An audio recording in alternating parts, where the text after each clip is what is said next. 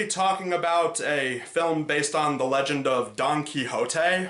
Okay, well, not really sure why I'm talking about it for my show. I mean, the only experience I've had with the story was when they retold it in an episode of VeggieTales, but who knows? It can't be that bad. I mean, as long as it's not mainstream sheeple garbage, it shouldn't be too bad. It's not like it's some poorly animated children's film or anything. No, no, no, no, no, no, 1,000 times no. Not doing it. Not doing it this time, okay? I refuse to talk about this film, all right? I'm done. I'm out. Get someone else to talk about it.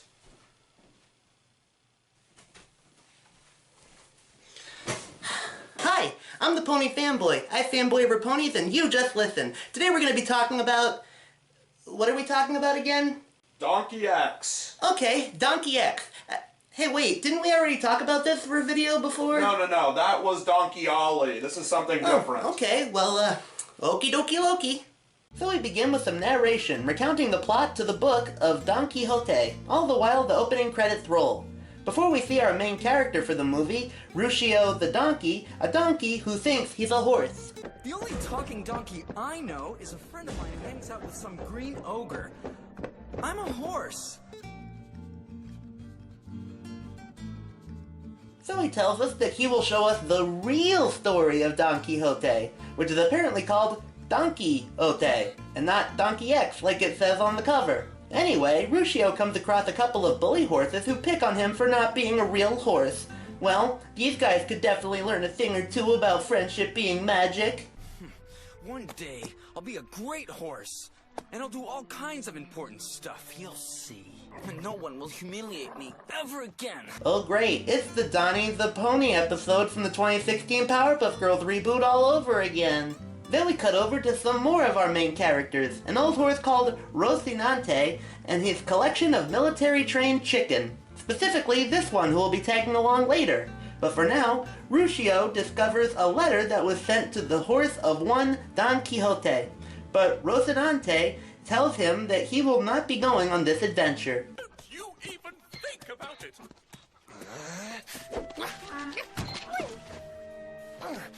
Oh, thanks. Give that back!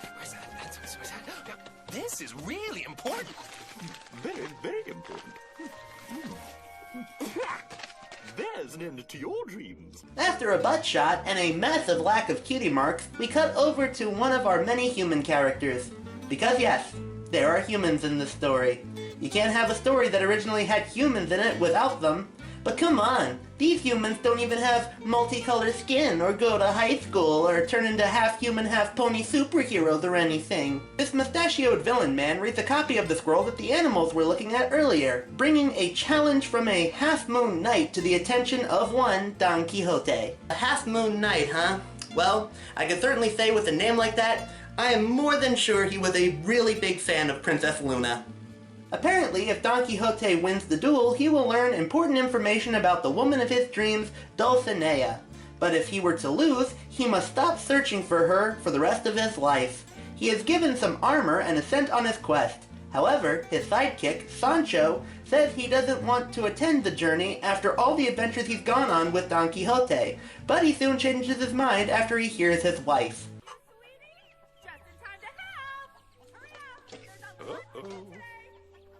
Okay, sweetie.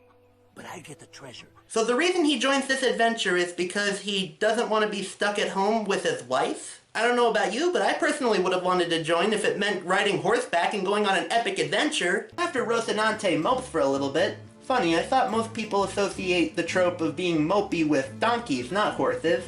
We then get a traveling montage, showing our heroes going on their way from misery to happiness today. Have to stop them getting to Barcelona at all cost. I want to humiliate them, to get rid of them, have their fame vanish forever. Our heroes end up in the town of El Delaroso, and they're swindled by a merchant who sells them a book based on their own story. Whoa, the actual Don Quixote fable, in book form, is being read by the characters who are in a movie based on said book.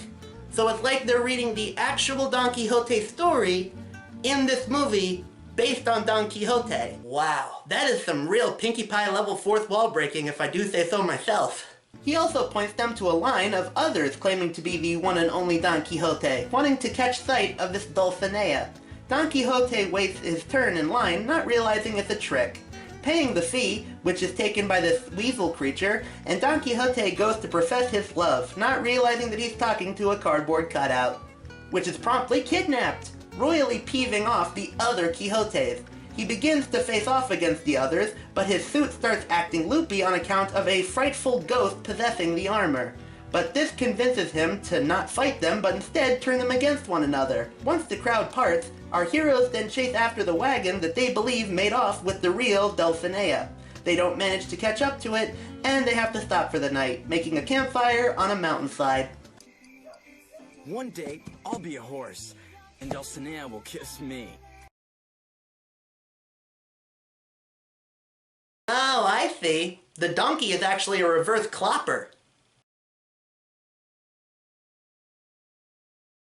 After Sancho mentions that he has actually seen Dulcinea in person, Don Quixote asks him what she looks like, but he tries to change the subject pretty quickly.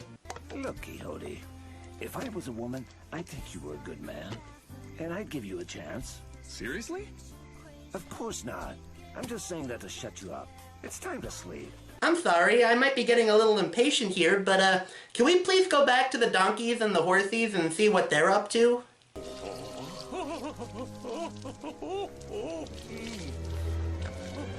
Hey, boss! Do you want to scare me to death or what? Let's skip past this part. Let's move on to the next scene. The next day, the chicken, who I will be calling Scootaloo for the rest of this, because those jokes never got old, didn't they? Our heroes notice a woman being cornered by a lion and must decide what to do. Sancho doesn't want to get involved, Rocinante trembles in fear, and Don Quixote is held back by the cowardly ghost in his armor. And Ruccio gets defeated through the power of scene transition, leaving the lion to be defeated by Scootaloo. Appreciative for her rescue, the lady, who is a duchess, gets the gang to stay at a castle and offers some assistance. After Scootaloo is taken to be turned into dinner... Oh yeah, that makes perfect sense. The chicken is now going to become their dinner after it just saved this woman from being eaten by a lion? The duchess then introduces our heroes to her husband, a duke, who owns the lion that attacked her earlier as a pet. Why? My men can beat them, whip them, drag them along the ground until they scream and plead for mercy.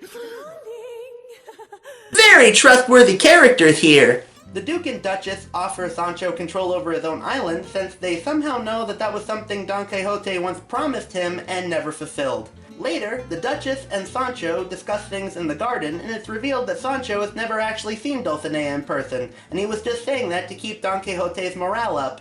The Duchess reveals that the knight is plotting to have Don Quixote game ended, so she uses Sancho's secret and his new island as leverage to get him to just forget about searching for Dulcinea. That night, Don Quixote fights a couple of goons in order to rescue who he believes is the real Dulcinea. Release me, you say? The macho man hasn't been born who can get the better of me. Sancho cries for deceiving his best friend, and he sadly must live with his private island, all at the price of his best friend's trust, and maybe even his best friend's life. Once they leave the next morning, these people put their plans into action, pushing for Don Quixote to marry this fake Dulcinea. Why exactly? Because a shady cloaked knight figure is paying them to, just to ensure that Don Quixote doesn't make it to Barcelona. Are you going to say anything? Yes, I want to keep Bartolo. Oh, what on earth for?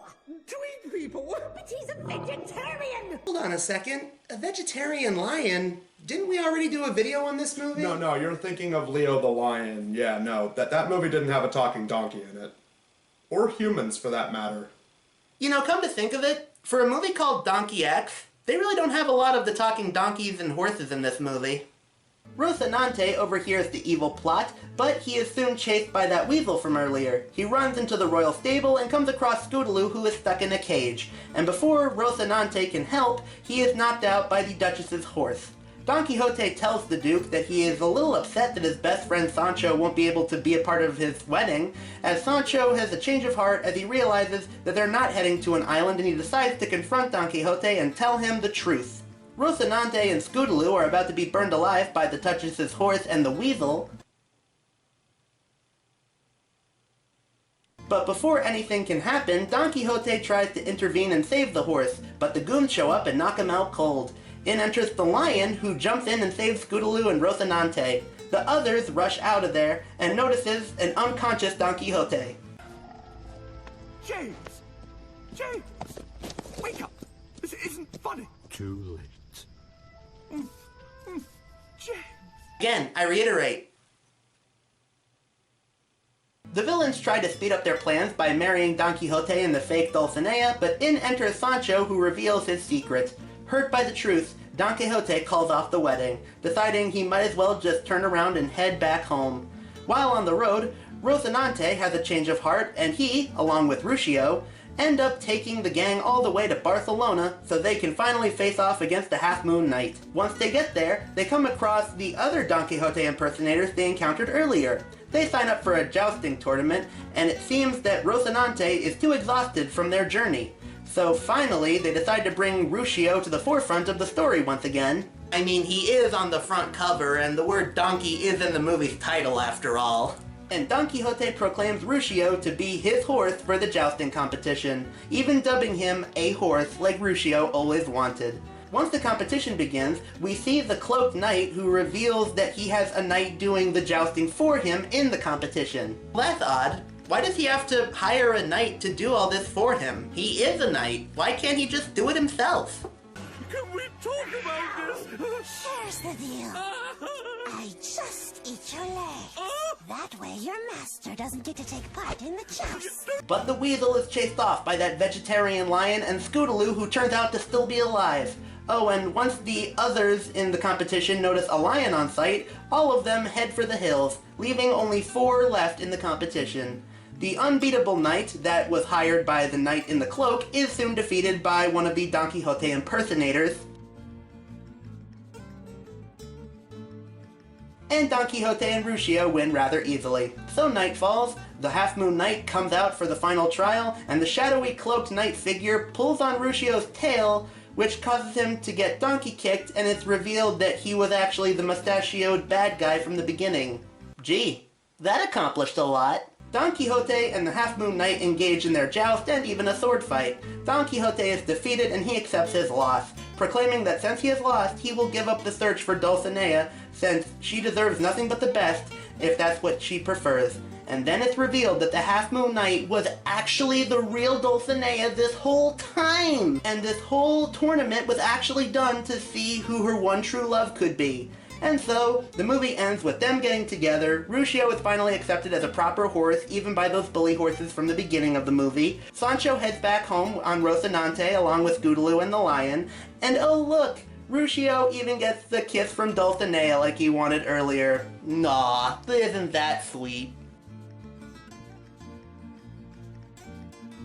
So that was Donkey X, also known as Don Quixote.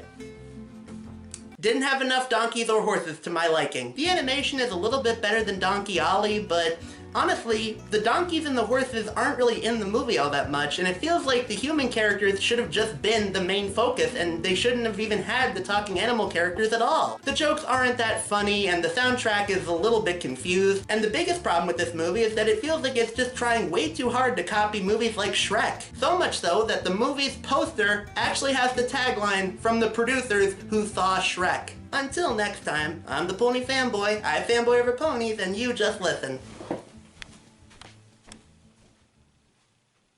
I don't get married tomorrow, someone will have to compensate me. Dumb's okay, but not a vegetable.